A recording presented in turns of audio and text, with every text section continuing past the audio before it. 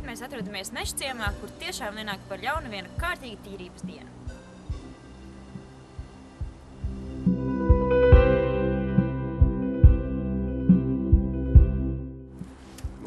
Kā jums patīk vispār talkošana? Talkošana patīk. Katru reizi talkojam, kad ir Latvijā talkas, lielās talkas, vai arī tās pavasara un rudens. Vai mēs ar ģimeni braucam arī talkojam. Šoreiz nāca ar skolu talkot, tāpēc nācam ar skolu talkot. Un kāpēc jūs izvēlējāties tieši šo teritoriju sakot? Pēc, kad pirms kaut kādiem gadiem vēl staigājot cauri, bija ļoti daudz mēsli un nepatīkami izskatījās.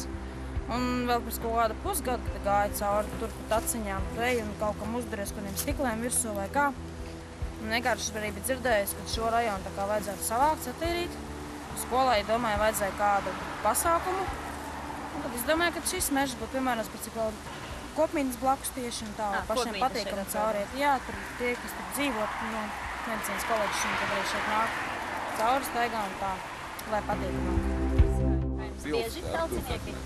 Nē, talcinieki man personīgi pirmo reizi šogad, jā. Būs daudz viņai darbu gājuši? Šeit? Nē. Tieši priekš skolniekiem ļoti saprātīgi, jo visas vasara katru nedēļu nepārtraukti tiek apstaigāts, vai ne pat cik kvartālu vairāk, tad cik atliek laiks tik šim, bet šo tā nopietni apseko, vai ne, tā kā iedalīgi gan mazliet ar novēlošanos, tad bija iekrājušies mazliet vērts, un tagad nav tik traģiski.